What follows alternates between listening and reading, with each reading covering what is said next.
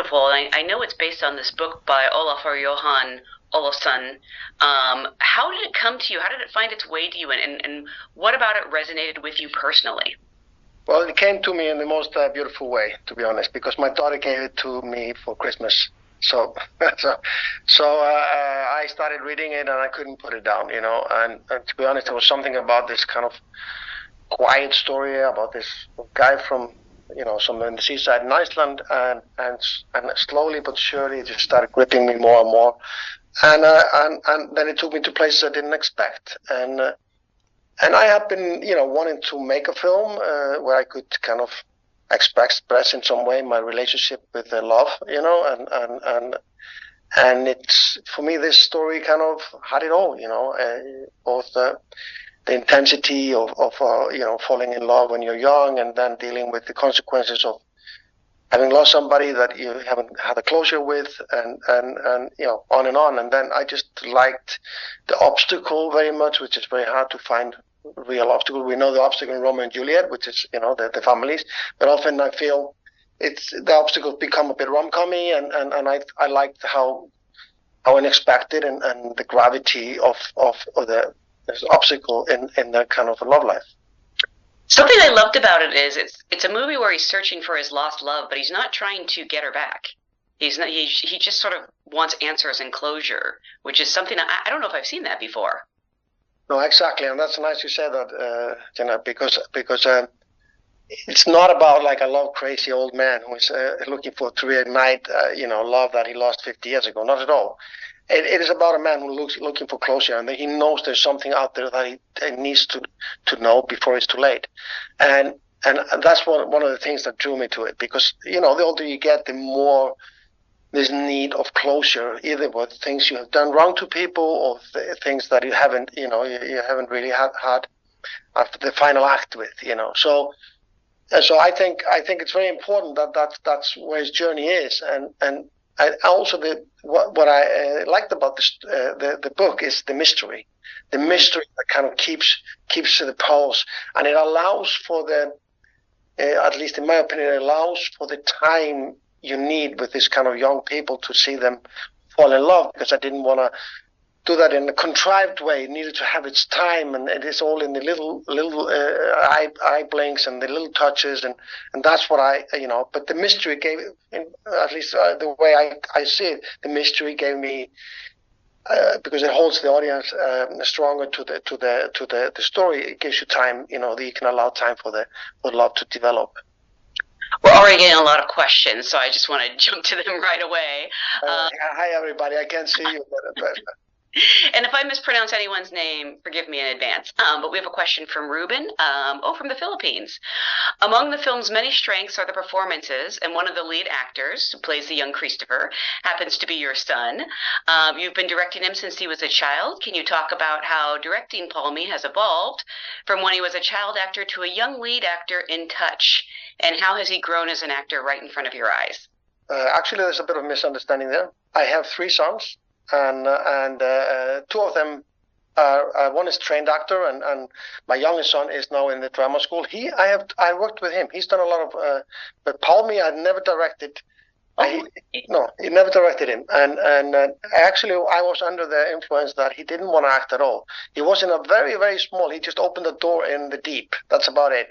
He was in a film where I played in, which I didn't direct, which was called Reykjavik Rotterdam, which was the original to Contraband, and he played my son there. And after that, he kind of never came up that, you know, he wanted to act or was interested in it, at least to my understanding. And then we had exhausted the kind of the scene in Iceland looking for the right guy. And I say this, you know, in all honesty and full-heartedly, because I know sometimes how it sounds when you cast your own children in a film.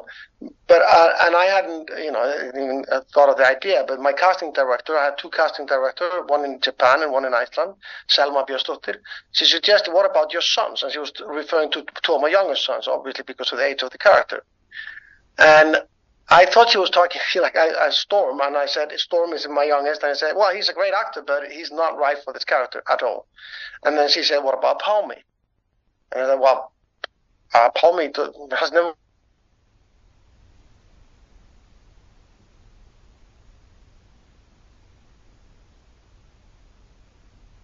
when he's 40 and say that I deprived him of opportunities, by saying no, so better you, Salma, call him and get the note from him. And then, little did I know, he showed up a few weeks later in my office, and I thought we had scheduled some kind of, getting a lunch or something. So I asked him, did we have something scheduled? He said, no, I'm coming for your audition. Didn't you want that?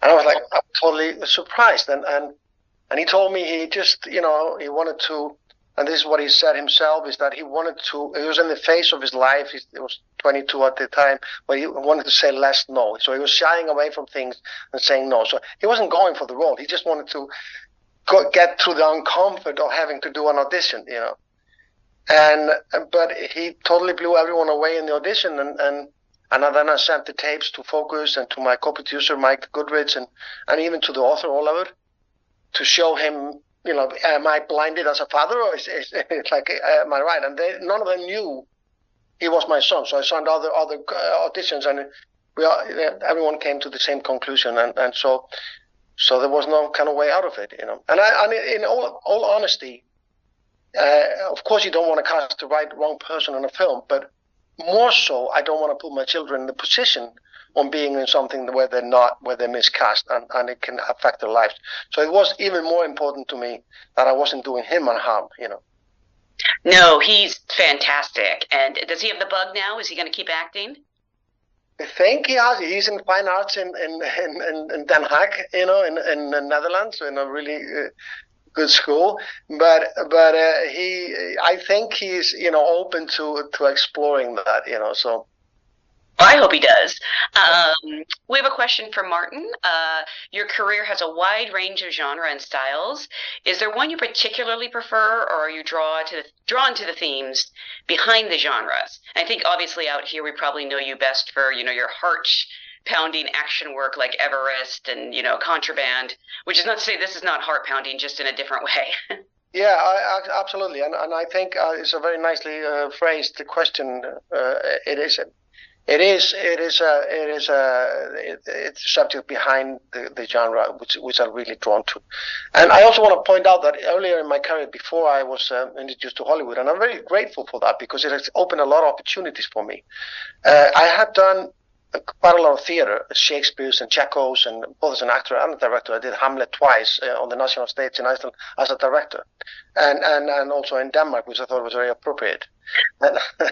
And so so this, and also some of my earlier films, I did a family drama, The Sea was about the quota system in Iceland. So I've done more range of work than the American audience knows. But when I've chosen my projects from what I've been offered in Hollywood, it is, of course, I'm not doing like a political satire in America. I think there are better people suited for that than me. But when it comes to nature and man against nature, yeah, that's pretty my upbringing, walking to school in a blizzard or riding my horses through the highland. So that's something I feel at home in. So maybe chosen the project where I feel I have something to add to the project, and not being kind of culturally lost, doing something like an American comedy or something. So I think those choices have been made both by what I've been offered and also from what I think I have a strength in. But I do love most of all to tell stories about people, and I'm really interested in people. And of course, when you've gone through life and you've gone through difficult times and some good times as well, a lot of them, there's so much in you that you want to project into your characters. And for example, Touch is an opportunity to do that I couldn't resist. Yeah. We have a question from Neil. Can we talk about the cinematography, the shift in color warmth between the past and the present? And I believe you're collaborating with your DP. This is not your first film together. No, we've done quite a lot of films. A lot of my actually Icelandic film, like Jar City, The Groom, it's called The White Night Wedding, and he did The Deep as well. So we've done a lot of work. He comes from documentaries, very interesting DP, and has been kind of the most celebrated DP in Iceland for quite a while. So we wanted to approach it. When you mentioned there is because the 1970s time is a memory. We wanted to give it a little bit of a kind of a pleasant. As you bring often out the best in memories, and you don't necessarily hang on to, the worst. Like, so it has a bit of a nostalgia, but also I looked at a lot of films from the 70s, and I wanted, there's a brown feeling also that comes a lot from this time. So we're looking at that as well, and then I didn't want to, which is often done, I didn't want to make the modern times like cold, and because modern times are not only cold, tends to be like, oh, everything beautiful in the past, and so I would just wanted to find a different palette and a more realistic maybe in some way, but also what we did with the cinematographer, we Sven Nyquist, the DP of Ingmar Bergman, he developed beautiful lenses that are very rare and hard to get. So everything in the past is shot with those lenses, and they give a little bit of a flare and light and give you the more of the 70s feel to them. So it was a rare find, and that Beste brought to the table. Mm. We have a question from Yuki, wants to know if you can talk about casting Koki as young Miko. How many other young actresses did you see? Were you aware that she's the daughter of two huge celebrities in Japan? Yes, no, I didn't know. I had no idea about that. I had gone through, again, with Yoko, the casting director, I had gone through, a lot of Japanese girls, but there's a limited source because of their English. And I didn't want them to be Japanese girls that had been totally brought up abroad, like America or England. I wanted them to have both cultures in some way in them, and because she's only, she's only a part of her life and a few years in London, and the rest of her life is lived in Japan. So we're looking for somebody who was authentically Japanese, or but also by upbringing. And it's not easy to find girls that have good enough English, that come from that background, that you believe have lived in England. So it's kind of, you put yourself in kind of very difficult position.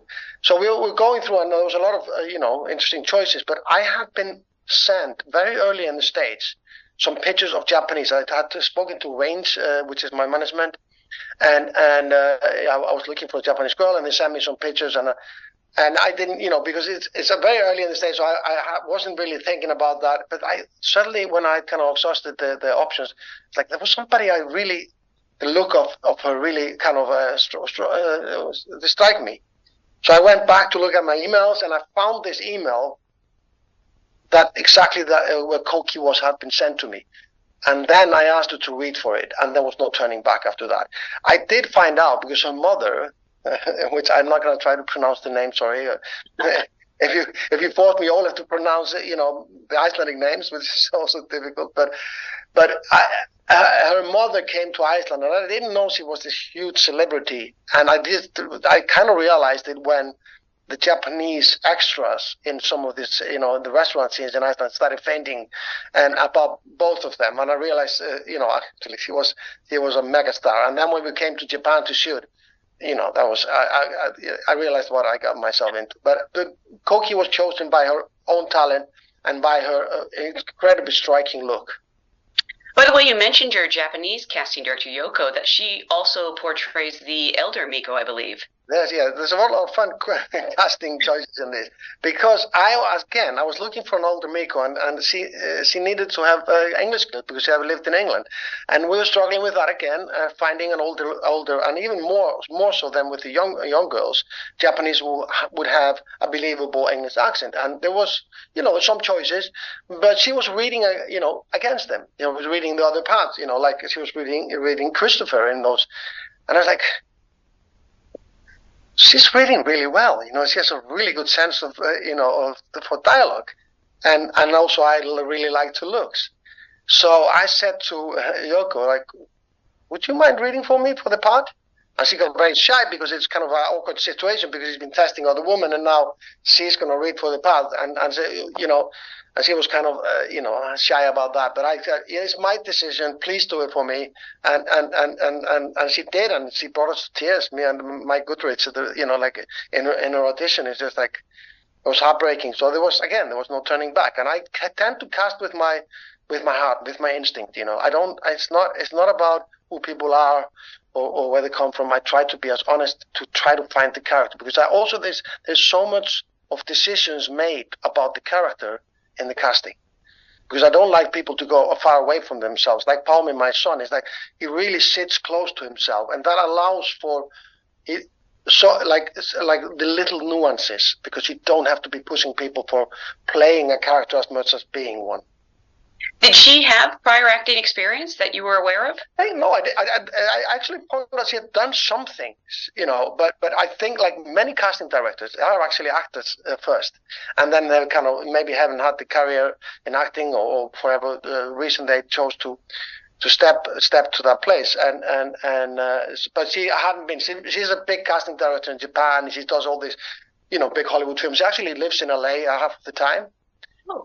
And interesting enough, the one who plays their son, and please don't spoil this to the world, is that they have a son in the end, is her son and has an American father, and he actually looks more like my lead Ayed, which I would love to talk about as well, than Yoko herself. So that was another kind of lucky find. He's a hafu, as they call it in Japan, half Japanese, half American. What do they call it? Because that's what I am. Hafu. Hafu?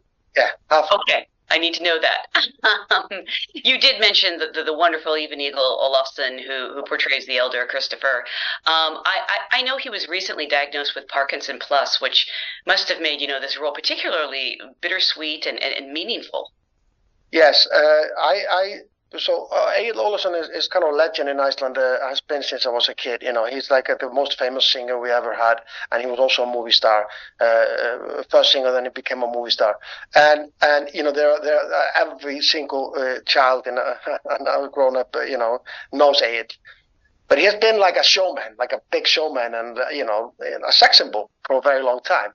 So, like he wouldn't be my kind of original kind of idea about how I saw Christopher, because Christopher Meyer is a very humble, kind of well put together guy who steps very softly to the ground. He doesn't take a lot of space, and he's nice to people, and that's the way he doesn't mean that he doesn't have his opinions. He often goes against the grain, but he does it all in its kind of soft manner. But I had heard that, and I worked actually with Ayed because we hadn't worked together through the years, but I worked on a TV series called Trapped, which I created, and he was in a third season. He came in to play a guru, and I just saw that his energy has changed a lot. He was very different. And then I didn't know he was dealing with Parkinson Plus, but I did find out later.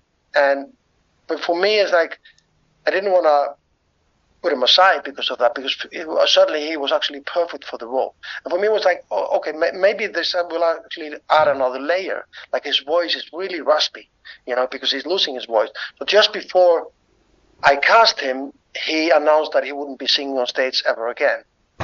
So when I brought him this project, it was like, this will be my swan song, and I thought, like if you're ready for it, we'll do whatever to get you through this. And the good thing about Parkinson in this situation is that it's all right to get tired, and actually it's good for you to do work. It's not like a heart disease or something when you push people too hard that it's gonna it's actually gonna make them better. But we did have because of in Japan, the Japan part of the movie, he's almost in every, if not in every shot of the movie, So we had to add another extra week and shoot only for 8 hours a day, because what happens to people in this situation is that they just shut down. They just can't stand up anymore. They just don't have the energy.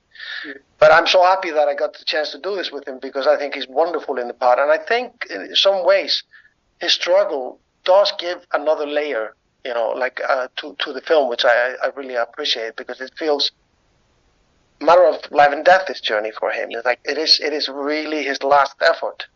Wow. I'm so sorry I missed this earlier. There's a question from Rob. Wants to know, what did you learn in Hollywood that you then wanted to bring back to making films in Iceland?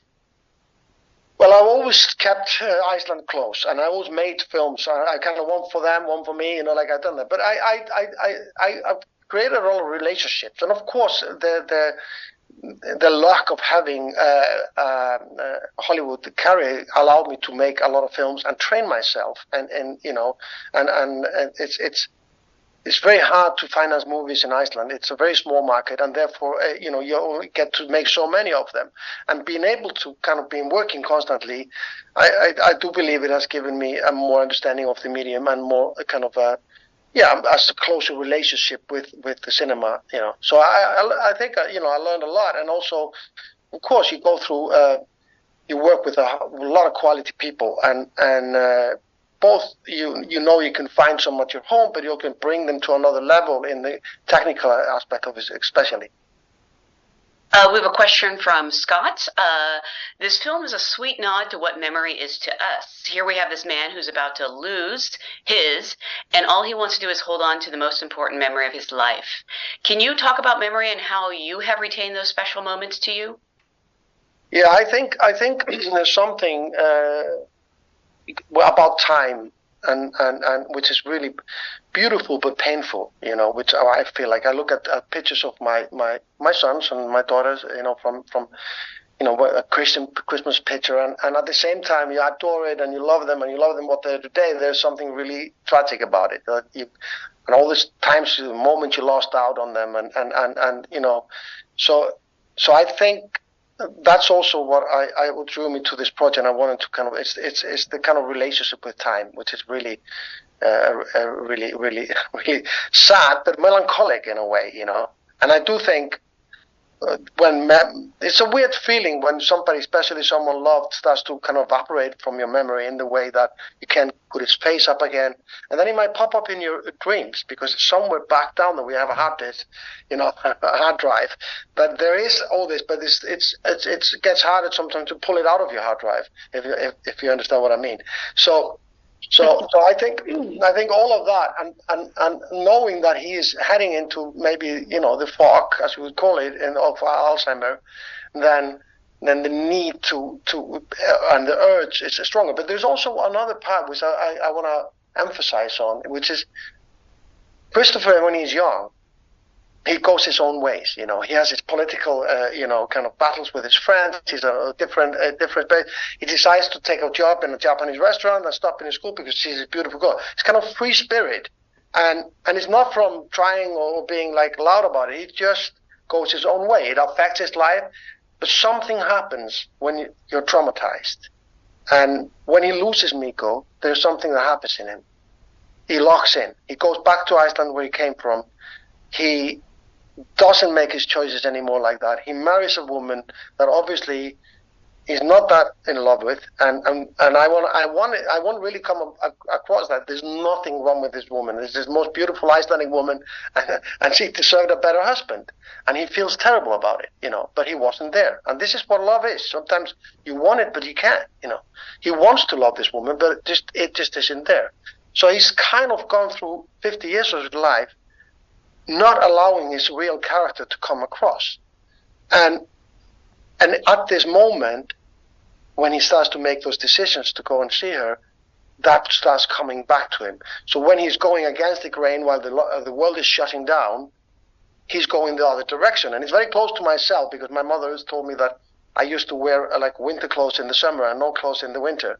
So it's like, and I actually started one of the first productions during COVID. So it's like, so I have a tendency of going against the grain, and I think that's something I kind of liked about him. And suddenly he decided, why not get a tattoo? Like it doesn't matter anymore, and all these kind of decisions. So I think his old self starts to come back to him, and he starts to again make decisions that come from the heart, come from his intuition, rather than.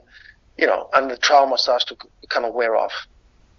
Some of these things you're talking about are very sad and melancholic in ways. But I want to point out that the movie is very, it has humor.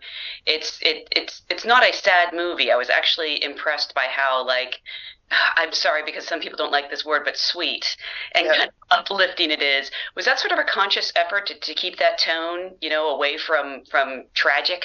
Yeah, they're so easy, and sometimes I cope out actually to have a negative aspect of the world, and always see it in a darkest way. And filmmakers, they kind of tend to hold the cool also with not allowing the audience to feel sometimes. I not everybody, of course, but sometimes I feel this is, and my life isn't like that. It's full of emotions and hope, and I really wanted to keep that, and I didn't want people to feel sorry about Christopher. I wanted to enjoy it. Like, he's a bit funny, he's awkward and funny in his situations.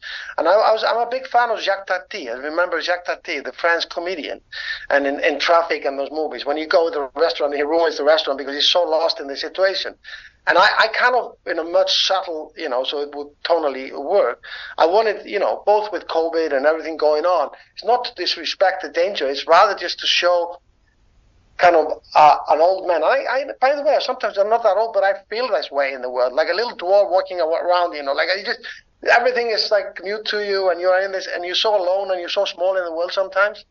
And especially we go to like big cities like New York, and all these skyscrapers, and who am I in all of this, And I think I kind of like to get that across. And also, that's one of the reasons I chose a man with this kind of really kind of romantic. He's beautiful, and rather than somebody you would like feel sorry about, and enjoy his journey with him. So it was very important to inject a humor in it, and a lot of that is conscious decision because it wasn't as much in the book. Oh, really? We have a couple questions about the well, I'll just read it from Hiroaki. The damage caused by the atomic bomb in Hiroshima is depicted through news footage from the time and drawings by Miko's grandmother. As it is a sensitive topic, how did you take care and how you depicted it? And Yuki would also like to know, how much did you know about, this event and all the consequences of the atomic bomb? Well, of course, because I'm born '66, and under the threat of the atomic bomb, I lived through the Cold War, so of course I was quite aware of, I knew a lot, not everything, but I knew a lot, and I did go to Hiroshima, to the memorials and to the museum that they have for, and of course, kind of educated myself as much as I could, but what I liked about and what drew me again to the project is that the kind of the way that is, rather than engage in the blame game and the shouting match about who did what and who is which is, by the way, that's all fine, but I like the idea of taking the audience by the hand and leading him through these tragic events, horrible events, with a singular view on one person, a victim that had nothing to do with it, wasn't even born when it happened. And I just love that sometimes when you do that, you talk to people in a kind of a soft manner, in a respectful manner, and you show them something. It affects them more when you shout at them and blame and hopefully also seeing where history is taking us now, that people are threatening to use this awful weapon again. I kind of wanted to remind people of the consequences, not only the immediate consequences, but the consequences for generations that these decisions have. So yeah, that's and I hope and that I want to do it in a respectful manner. It's easy to get into misery porn, as you say, and show and the grotesque of it. But I'm not sure it's not necessarily more effective, because we have seen those images and sometimes we are away from them. So I was rather focused on the singular view, and through these images of which is these drawings that there's quite a lot of this kind of survival drawings you can find on the internet, which is sometimes more harrowing to see people expressing rather than just the horrible images, And we worked with the Hiroshima I don't know how to pronounce the name, but there's a foundation or institution that that holds to the memories, and they gave us footage and pictures that we could use, and so it's all done in a really good relationship with Hiroshima. We have a question from Patrick. Wants to know: was there a particular moment or scene that you look forward to most during production? There was there's so many so many pleasant kind of memories. I remember when I was in London and I was directing, there was a domestic fight in Japanese between, like in a outskirt of London in like, and I was like, what the hell am I doing here? I never thought my career would come to that, to direct to Japanese people fighting in a London apartment. And that's great about filmmaking. Sometimes you're like, what am I doing here? What did bring me here? And but then to go being in Japan, it's absolutely wonderful. And working with Japanese people is something that I was really excited about and drawn to. But also like creating the restaurant. That was something that was exciting to me, because it was like, where do you get the references? Like 69 Japanese restaurant in London. I remember if there were 2 or 3 of them at the most. But we did find an old Japanese couple, who had immigrated to London and opened a Japanese restaurant. And they gave us a lot of info and insight to how it was. So there were so many. I didn't look the most to direct my son in love scenes with me. So I had to find a way to do that with a coach. So I didn't want him to feel awkward about it. It's all but it went all good. So. Oh, we actually had a question from Janet about filming in Japan. What were some of the challenges you encountered? Well, Tokyo is a really difficult city to shoot in. You can hardly put down a tripod, and getting permissions is really difficult. You deal even sometimes with the mafia and all kinds of things to get. Yeah, like there are parts of Tokyo that are really difficult. Mafia, whatever it is, I don't want to overdo it, but there is to get permission on streets, especially when you're in where the bar scenes are. That's a very shitty part of town. But on the other hand, when we went to Hiroshima, there was like nothing but love and help. So, and of course there is a language barrier between.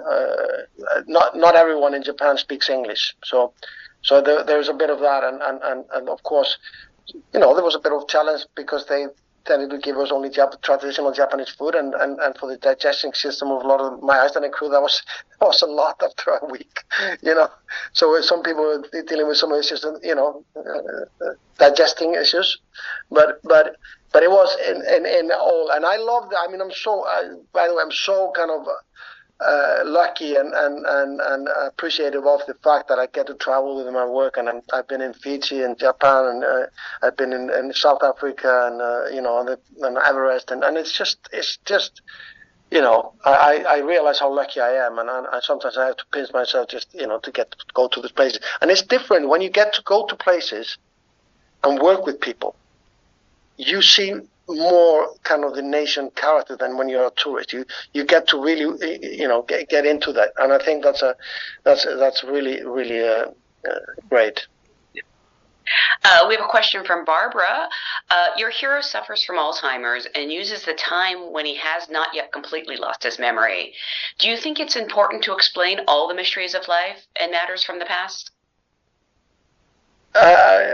So I think he's not at the stage that he's lost his memory. It's just the thing is that I'm sure the older people in this crowd know that sometimes you don't know if you're getting am I getting Alzheimer's because I can't remember people's name anymore. I used to remember every actor's name, and I can't remember it anymore. And then you go like, shit, is something going wrong here?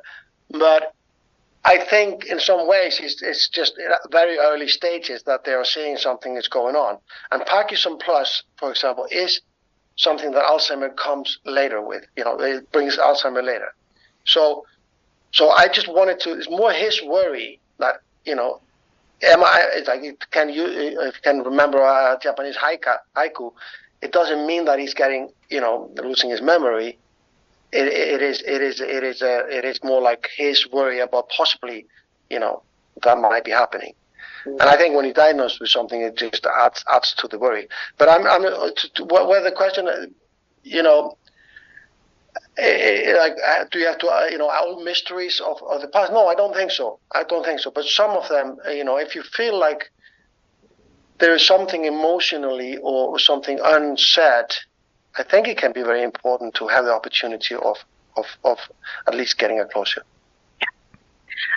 Dave wants to know, we talked about how you directed movies in a lot of different genres. Is there a genre that you haven't tackled yet that you'd like to direct one day? I'd like to suggest a musical, just because I always like Yeah, to. well, actually, I've done musicals in theater, and That's right, you have actually, yeah. I'm very successful. My first directorial debut in all forms was a musical of the Hair. You know, I rewrote it and put it on the stage in Iceland. It was an absolute breakthrough. So. Wow. So I would love to make a musical because I love musicals. I think they're so much abstract, and you can do so many things which you can't do in the kind of the reality, you know. So yeah, that would be something. Sorry, I answered your question for you. Yeah, but it's true. That would be a genre I would love to do. You know, a western. I wouldn't mind doing a western, but I was a big fan of Apocalypto. You know, something in the vein of that. You know, like where the Native Americans are portrayed in a much more kind of a truthful way, if I may say so. And finally, we have a question. James would like to know if you could talk about the reference of John and Yoko in the selection of music. Yeah, I mean that's something that came from the book. You know, like there's kind of and I like the way that we were kind of pushing that she is kind of playing with the idea, and she has this kind of in front of her that and at the time, just to make it clear, there was much more. Yeah, there was much more racial issues towards the Japanese people, and they were not very liked, by the Allies at the time, after the war for quite a long time, and they were starting to immigrate to London at the time, but were dealing with all kinds of racial slur. So I think for Miko, who is there and is living there, a young woman, seeing Yoko and Lennon dating, kind of opens an idea, kind of if she can, maybe I can, and I think it's just as a nice little play. But he doesn't get it when she's suggesting, he sees, understands in a more practical way about politics, because that's where he's headed. And I like the dialogue because he's asking about what do you think. She says in the dialogue, what do you think of them? And he said, what do you think of them in bed? And he starts talking about, well, I don't know, sure, but the five-star hotel and, change, revolution starting, So, and that came from Palmer himself. We were kind of working because Palmer has this kind of he's a bit of an anarchist, to say so himself. Well, again, it's such a beautiful movie. I want to remind everyone that it's hitting U.S. theaters this weekend, July 12th. Thank you again so much for being here. Yeah, and thank you so much, and thank you all. And I'm sorry I can't see you, but I've seen a lot of you in the past, I'm sure.